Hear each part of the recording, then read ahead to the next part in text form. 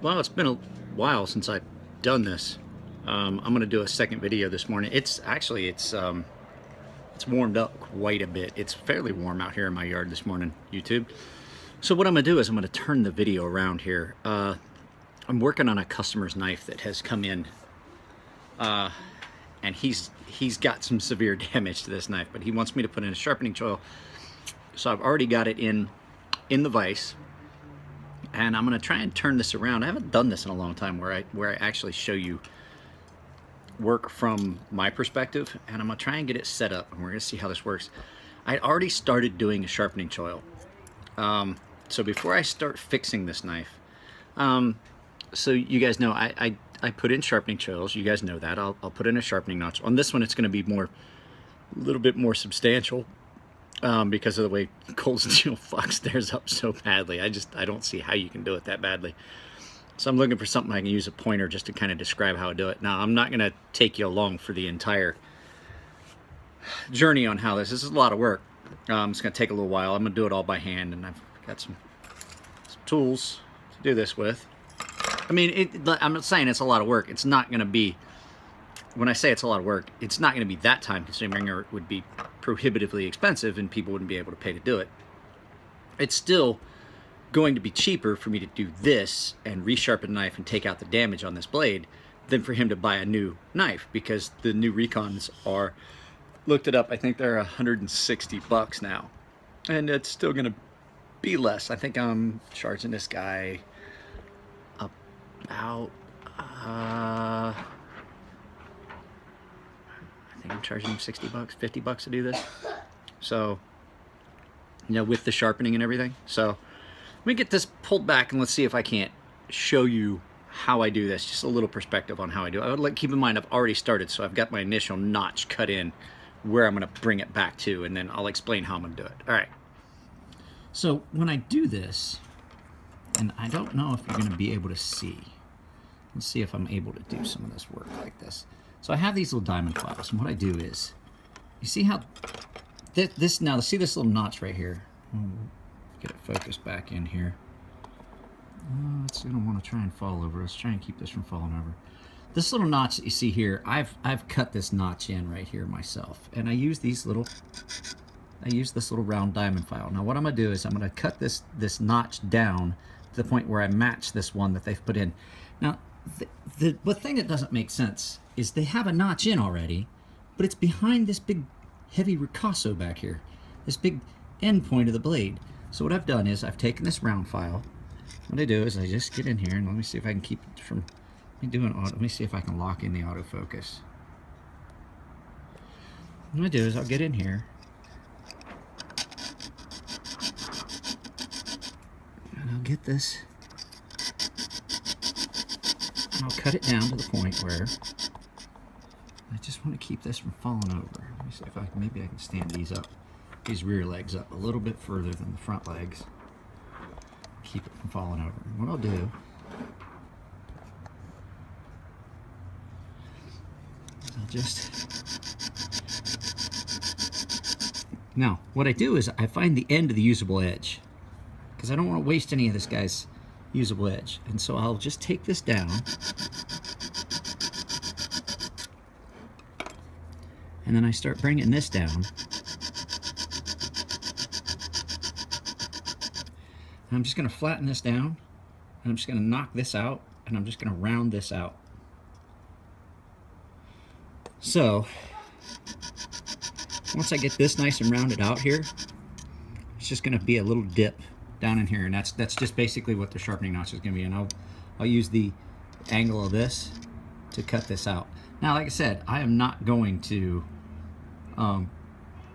take you for the entire journey on this, because it'd make the video too long. And like I said, it's getting pretty bright out here, and the video would be kind of, it wouldn't be real clear anyway. But you can see he got this thing up against a battery terminal. Now I can take that out, and a lot of people think, you know, oh, it's really not that cost prohibitive. So when I say it's going to cost him about $50-$60 for me to do this knife, that's still a lot cheaper for me to take that damage out and fix the angle on this and resharpen this I mean, this doesn't even butter. I have butter knives in my drawer that are sharper than this. It's still going to be cheaper than that. It's still going to be cheaper for him to have me fix this than to buy a new knife. So let me turn this back around. So basically, yeah, that's how I do this. Is I find a point where I'm not wasting. I'm wasting maybe the width of this. But I mean, that's a very, very minimal amount of his edge that he's losing, because you really think about it, that's all he's losing at his edge, and I'm just going to take out that spot, and it's just going to round out. So we'll get this turned back around here. So yeah, there we go. That's basically, you know, that's how I do it. I have a handful of small diamond files, these small little diamond files that I use for cutting in the majority of the work, and then I have this round coarse file that does some of the hogging out of some of the material. But I mean, it doesn't work great on some of the hardened steel, but I mean, it will. I go through a couple of these a year, 2-3 of these a year, because most sharpening notches I put in are just back at the back. Only the cold steels like this are the ones that I'm having to take out a lot of material like that to do it, because they do it so poorly. Why would you put the notch behind that end? A lot of times I'm just putting one of these in and then grooving it up, just a half teardrop shape. And then I have a round stone that I use just to take some burrs out and stuff like that. And yeah, that's basically it. I just hadn't ever just gotten around to it and shown you guys how I do sharpening notches on it. I don't use a Dremel. I don't want to ruin the temper, and I try to do it in a way where you guys lose the minimal amount of edge. And to tell you the truth, if I didn't do it, you're still losing edge, usable edge, because you can't get back to it and sharpen it, because that big block where it comes back and it starts to wedge out, you can't sharpen it anyway. So just thought I'd show you. I will, when I get done with this, show you the end product. Like I said, it's, you know, that's not an XHP blade on that, but if he was to replace that, he'd still be paying about 160 bucks for a new cold steel recon one, you know? And people are like, oh, you know, paying 60 bucks plus, you know.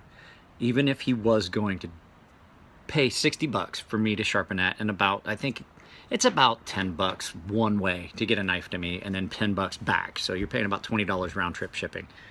You're looking at 80 bucks, because this is above just where I max out on sharpening, because he's not just paying for sharpening. There's a lot of repair in that. That's some significant damage to that blade. But he's not having to pay shipping. He's local. So, you know, that's above my standard top out, because there's some more than just the standard sharpening in there. But I mean, at 80 bucks, you know, 60 bucks for I think that's the max I quoted him. Might have been just 50. Still, at 80 bucks, that's half the price of a new knife. And it's going to come back to him, and it's going to be razor sharp, and it's going to have a sharpening notch in it, and it's going to allow him to, you know, maintain that edge. So, yeah, when I get done, I'll post back into the video when I'm done with it. But I got to get some work done on it. So, all right, be back to you in a little bit. So we're back, YouTube. I'm sorry. There's some unintended delays. I have repaired that knife. I have added the sharpening notch in. I took it up to 10,000 grit and dropped it just to ensure that I knocked the final burr off. I am currently completely out of phone book paper. Ma Bell is they're neglecting me in my cutting material, but Smoky Mountain Knife Works provided me with a catalog of garbage knives that I will never buy. So yeah, that young man had gotten that knife up against a battery terminal. So there is the finished sharpening notch, those great big knocks and nicks that had been taken out. I like to pride myself in the fact that I maintain that secondary point.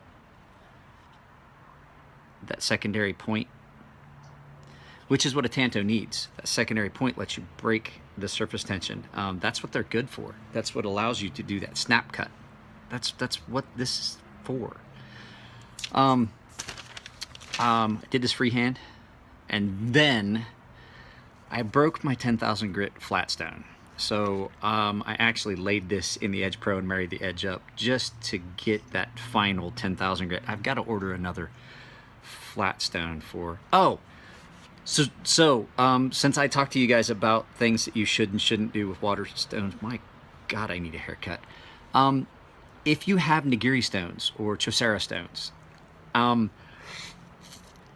did this by accident here a few weeks ago, and I meant to tell you guys about it. Nigiri stones or chaucera stones are not like the regular water stones that you get and you can let them sit in water and let them sit for a while. They're a resin-bound stone. You don't want to let them sit. I actually thought I had ruined my stones, and oh, it would have been an expensive mistake. What happens is that the abrasive comes to surface, and it comes apart on the surface, and I had to take them down a good bit, and they just kind of come apart. I've got notifications that have dropped down. You can't see them, but I sure can. So yeah, if you use the nigiri stones or the chaucera stones, only soak them for a little bit of time. So what happens is they come unbound, and I actually have a couple spots. You can kind of see it here where I've got a spot where just chunks of my stone started coming apart. I was afraid that I had ruined this 5,000 grit, but I dropped my 10,000 grit stone and broke it. But the nice thing about these stones is that this 8,000 grit is just as smooth, almost as smooth as a 10,000 grit. And so I can just go through my strops, and I really don't see much of a difference with this 8,000 than my 10,000. I mean, and I have a 10,000 for my Edge Pro, and I can just lay this in and marry the edge up. And I stay precise enough with my freehand that I noticed that I stay precise enough that I was able to, when I laid this on there and I measured the angle, I'm pretty precise with my angles freehand. They're staying pretty precise. But I can't guarantee your angle. I didn't measure my angle out to see what I did this at freehand.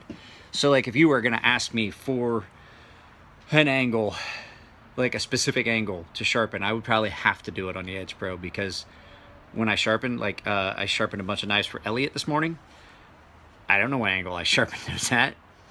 Elliot had kind of ran them on a 220 belt last night, and I just threw them on a stone and kind of married them up and did them up to 8,000 grit, and then ran them through my strops to see if they looked good. And the nice thing about 20 CV, it doesn't necessarily have to go up to 10,000 grit to have a mirror polish. So they got an 8,000 grit stone, and that's all the further I went. I didn't take it up. This guy had to specifically ask for a 10,000 grit edge. So Elliot's knives got done on this stone, and it's so super fine. I love this 8,000 grit that I got. But like I said, if you're using the 91 Super Stones or the chaucera stones, they're made by the same company. They are a resin-bound abrasive, and if you let them sit in water too long, they start to come apart, and you can feel it. Like you'll run your hand down it, and they don't feel right, and you got to pull them out of the water, let them sit for a little bit, let them dry for a little bit, and then run your lapping stone on them. And I was able to save them both, but like I said, now I have to order another 10,000 grit. They run about 170. So basically, I broke $170 worth of stuff. My wife's not happy. She watched me do it. She asked me how much that cost. But I may be able to mitigate that because I can use this. I usually reserve this strictly for straight razors, but you know, this is 12,000 grit. You can kind of cut the difference. You can go from 8,000 to a 12,000 grit. I don't like using this Shapton on anything but straight razors, because this stone was $300 and I don't want to have to lap it very often, because I want this stone to last for fucking ever. But it's a little bit harder than these resin bound stones. That's a ceramic. This is a resin bound stone. There's a difference between them. So just a little bit of advice: do not leave your Naniwa or your Chaucera stones sit in water for long periods of time. They only need about 10 minutes in water, 10, 15, depends on how hot and dry your environment is. So let's look at that again. From, if you saw the pictures, this thing had some serious knocks and nicks in it.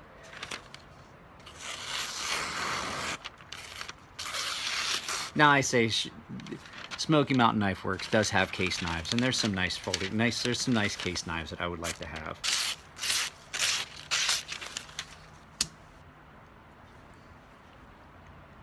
You can send them to me. I'll make them stupid sharp. I really can. Let's see. You guys can't see it. Yep. Oh, there. Yep. Popping free hanging hairs. If you can pop free hanging whiskers, that's sharp. That's stupid sharp. That's double sharp. So here you guys go. One of my subscribers, I sent him some pictures of it. We talked back and forth. It's the guy it's Caleb, the guy that I sharpened his kukri. Did the video about it. He was like, why are recon ones always beat the fuck up? It's because they're tough. That's what they're made for. They always look just like they look like a bag of ass. They come to me and they look like 2 bags of shit. Because they are cold steel knives. Cold steel recon ones are beat the fuck up, because that's what they're made for. They are made to just be beat the hell up. You can still see where he got up against the battery terminal. So up here, it just had blown the handle off. All right, you guys, happy Thanksgiving. I gotta go put a ham in the oven. Later.